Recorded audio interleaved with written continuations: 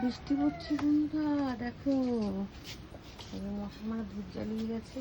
আজকে বৃষ্টির খবর দিয়েছে। আর মাটা কোথায় দেখি বৃষ্টির জলে কি করছে দেখি, দেখি একবার দাঁড়াও বাইরে একবার যাই, মাটাকে দেখি। মা আম পাকা খেলি না? আম পাকা আম পাকা খেলি না?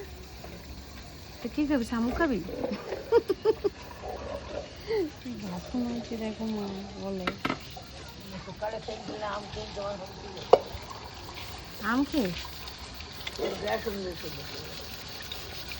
আবার ছেড়েছেন কিন্তু শামুক খাবি?